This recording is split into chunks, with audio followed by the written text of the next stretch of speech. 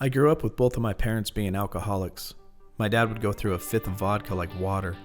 He was not really around for me and my mom. I remember once he tried getting violent with us, and as we were trying to flee, we drove away and he followed, trying to literally run us off the road in our car. Later, my mom finally divorced him and married another guy, my stepdad. It was then that she too began drinking heavily with him, a gallon of rum or more a week. Plenty of nights of fighting and arguing. And it was at this age, 14, that I was then molested by a family friend.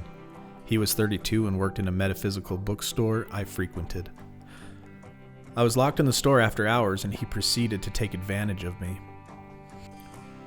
Between the ages of 14 and 23, I was in psych wards and hospitals.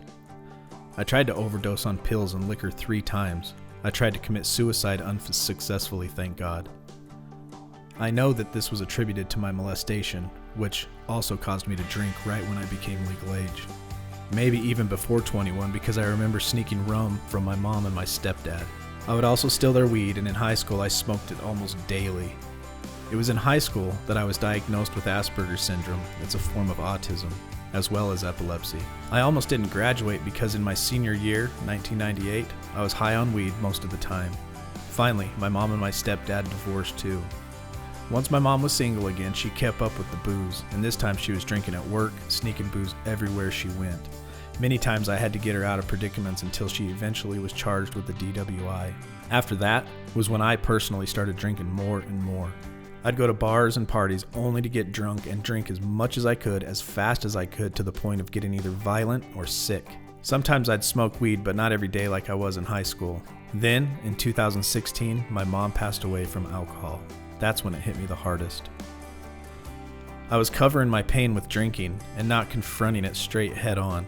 I needed a drink for everything. Drink when bored, drink to have fun, drink when mad, drink when sad, even go to work so hungover, almost still drunk from the night before.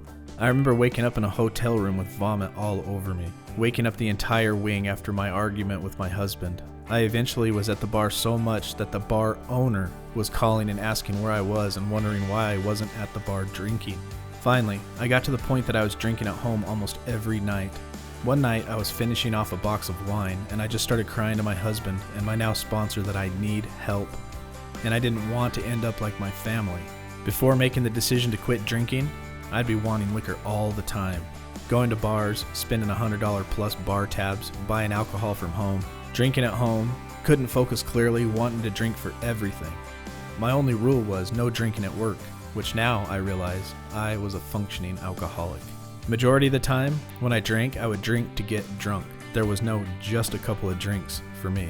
This, of course, caused arguments with my husband and I, not to mention vomiting, getting sick, and the hangovers. Once I started, I wouldn't stop till I got sick. Now, of course, I have temptations to drink, but overcome it and continue to be strong. I can see things more clearly now and think straight. I can also be more in tune with my feelings and other people's feelings, which before was hard for me to do. Now, I'm at a point where I have to find motivation to do things without the liquor in me and dig deep down inside me to get stuff done. Of course, I want to drink a little, but I know it won't be a little if I do. I know that I have to hit this head on and grab the bull by the horns and continue with meetings. I learned that within the first 90 days, if we have one meeting a day,